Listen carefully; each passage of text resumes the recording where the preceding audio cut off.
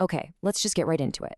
Are you tossing and turning at night worried about losing your grocery budget just because of a missed paperwork deadline? Well, take a deep breath. Welcome to the Explainer. Today, we're literally mastering the Colorado SNAP recertification process. We're going to build your ultimate playbook to keep food on the table and, honestly, just entirely eliminate that bureaucratic stress. Look, we all know groceries are outrageously expensive right now. For hundreds of thousands of Coloradans, the Supplemental Nutrition Assistance Program, or SNAP, is an absolute lifeline. But here's the catch, right? Losing those benefits simply because you missed a paperwork deadline, that is a stress you absolutely do not need. Figuring out exactly how and when to recertify gives you incredible peace of mind and, more importantly, real practical stability for your home. So here is our game plan for today. First, eligibility and the basics. 2, gathering your required documents. 3, application steps and pro tips. 4, the interview and beyond. 5, troubleshooting and common mistakes. And finally, 6, where to find help. Okay, kicking things off with Phase 1, eligibility and the basics. To keep the whole program running smoothly and fairly, the state periodically does what's called a redetermination. Sometimes they call it an RRR, just to verify your status. Let's look at the 2026 income brackets. You'll want to find your household size and spot your gross monthly income limit. Now, Colorado is actually kind of unique here because it uses an expanded eligibility threshold of 200% of the federal poverty level. To put that into perspective, if you've got a household of 4, your gross monthly income can be up to $5,360, which could unlock a maximum monthly benefit of $994. That's huge! You definitely need to keep the 2026 rule updates on your radar too. If you're an able-bodied adult without dependents, they call that an ABAD, up to age 64, or if you're a parent whose youngest child is 14 or older, you do need to meet a work or volunteer requirement of at least 80 hours a month. But hey, good news on the grocery aisle front. Those proposed restrictions on buying soft drinks with SNAP funds completely struck down in court. So yes, your soda budget is totally safe. What you can actually buy remains completely unchanged. Moving right along to Phase 2, gathering your required documents. Think of gathering these documents kind of like packing your bags for a big trip. Do it right, and the whole journey is smooth sailing. You're going to need proof of identity, like a driver's license or state ID. Crucially, you need proof of income, which means your pay stubs from the exact last 30 days, or a statement from your employer. Oh, and do not forget housing costs. Grab your current lease, rent receipts, and those utility bills, because deducting these actually lowers your countable net income. Plus, if someone in your household is 60 or older or disabled, make sure you pull together itemized pharmacy receipts or medical bills. It is absolutely crucial for maximizing your benefits. All right, Phase 3, application steps and pro tips. Let's get into the how-to. Applying online using the Colorado Peak website or the MyCO Benefits app is pretty much universally the fastest route.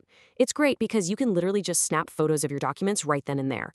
But, you've got options. You can do it by phone, through the mail, or drop it off in person at your county human services office. And here's a fun fact.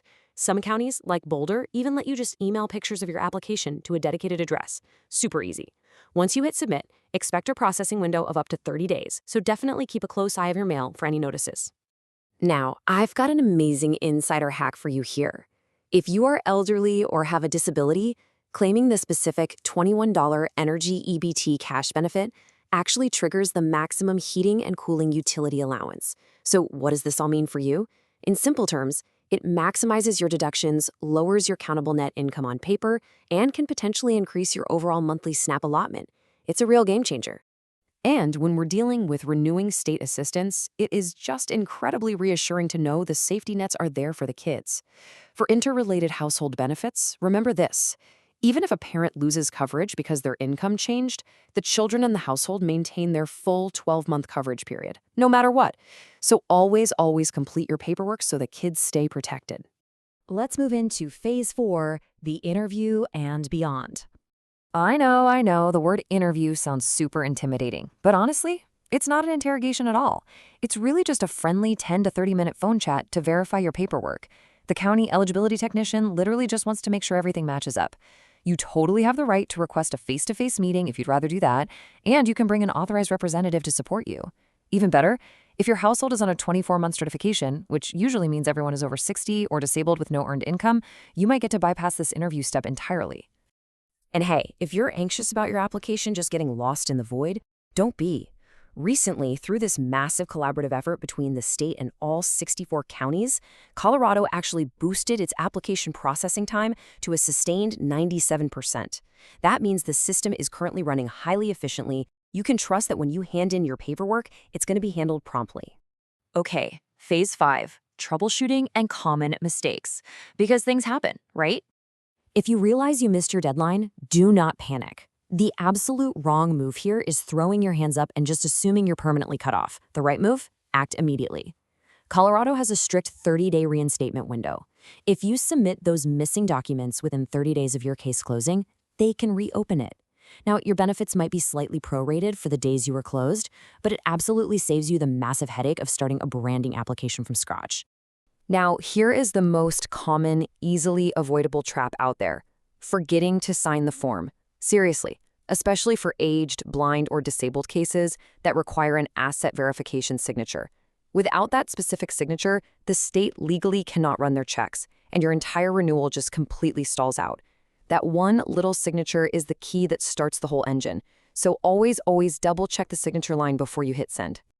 Bringing us to phase 6, where to find help. You really don't have to tackle this bureaucratic maze all by yourself. I highly recommend jotting these down. You can call the Hunger Free Colorado hotline or Benefits in Action. The navigators there are absolute lifesavers. They can answer your questions over the phone, walk you through the forms line by line totally for free, and they can even submit the application on your behalf. You can also use the Peak virtual chatbot online to check the status of your documents or, just call your local county human services office directly. Quick disclaimer before we wrap this up. While this explainer is your ultimate 2026 playbook, federal and state regulations are, of course, always evolving. Income limits adjust, policies change, so please always verify your specific situation and the most current guidelines with the Colorado Department of Human Services or your local county office. So you've got the playbook now. But the real question is, are you going to let a mountain of bureaucracy dictate your household's food security, or are you going to take action today? Look at your calendar, grab those pay stubs, and conquer your recertification right now. Thank you so much for joining me for this explainer. Stay informed, stay proactive, and I'll catch you next time.